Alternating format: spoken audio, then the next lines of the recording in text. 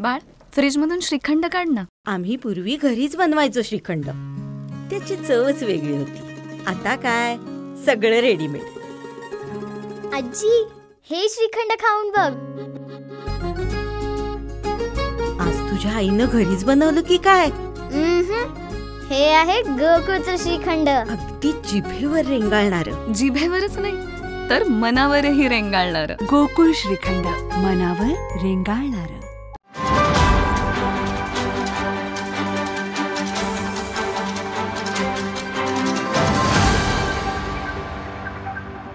आज आपल्या सगळ्यांनाच माहिती आहे, आजचा हा सगळा निवडणुकीचा एक वेगळ्या पद्धतीचं वातावरण सातत्याने या राज्यामध्ये आणि जिल्ह्यामध्ये करण्याचा प्रयत्न होतोय.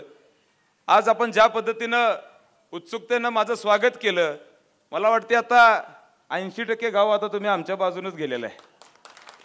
कारण एक वातावरण असतं, एक आपल्या सगळ्यांची आपुलकी असती, एक आपल्या सगळ्यांचं प्रेम असतं. हे आपल्या या आजच्या या स्वागताच्या माध्यमातून माझ्यासारख्या कार्यकर्त्याला बघायला मिळालं. आणि मग खऱ्या अर्थानं आपल्या सगळ्यांना माहिती आहे की राज्यामधलं वातावरण हे कशा पद्धतीनं या ठिकाणी आहे.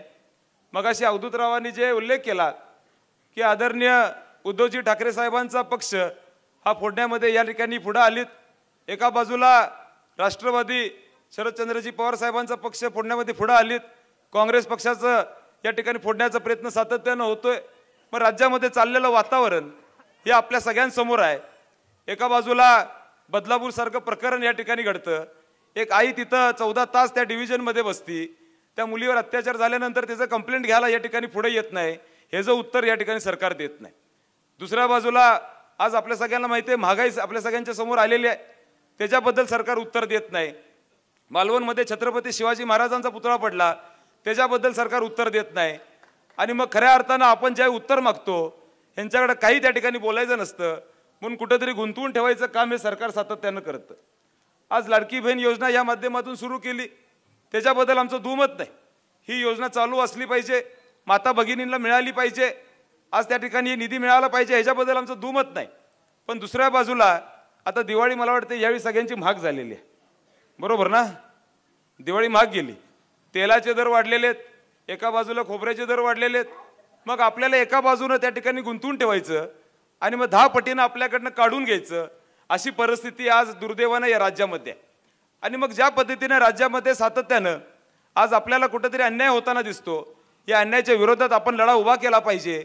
आणि यासाठी महाविकास आघाडीच्या माध्यमातून मला वाटते लोकसभेमध्ये अवधूतजी आता आपण सगळ्यांनी त्या ठिकाणी आपलं वारं दाखवलेलं आहे. पण मी यांना आवर्जून या ठिकाणी सांगतो की लोकसभेमध्ये वारं जरी असलं तरी या विधानसभेमध्ये वादळ येणारे हे खऱ्या अर्थाने या ठिकाणी लक्षात घेतलं पाहिजे. कदाचित या सरकारला लक्षात आलं नसेल, लोकसभेमध्ये 31 खासदार निवडून आल्यानंतर ह्यांना आपल्या सगळ्यांची आठवण आली, ह्यांच्या लक्षात आलं की आपण जमिनीवर राहून काम केलं पाहिजे. आणि मग महाविकास आघाडीची ताकद ही एकसंघपणे किती आहे ही आज या ठिकाणी आपल्याला त्यांना त्या ठिकाणी दाखवता आलं. आणि मग ह्या माध्यमातून आपल्याला ही निवडणूक अत्यंत महत्त्वाच्या टप्प्यावर आलेली आहे. या निवडणुकीमध्ये आपले सगळेजण एकत्र राहणं अत्यंत गरजेचं आहे. या निवडणुकीमध्ये एक वेगळी विचार त्या ठिकाणी पुढे आणणं गरजेचं आहे. लोकसभेच्या माध्यमातून आपण सगळे चांगल्या पद्धतीने विचार पुढे आणण्याचा प्रयत्न केला आणि मग ह्यांच्या कुठेतरी पोटात दुखायला लागलं. ह्यांच्या लक्षात आलं की ते ज्या पद्धतीने आपल्या सगळ्यांची दिशाभूल सातत्यानं करायला लागल्यात, आमच्या युवकांना कुठेतरी मिठाचा खडा टाकून त्यांना आज भेदभाव निर्माण करायला लागल्यात.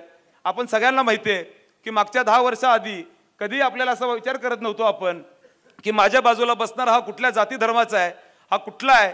पण दुर्दैवानं या 10 वर्षामध्ये आपल्याला विचार करायला लावणारी मंडळी ही आपल्या समोर आलेली आहे. आज अनेक लोकांच्यावर अन्याय होतो.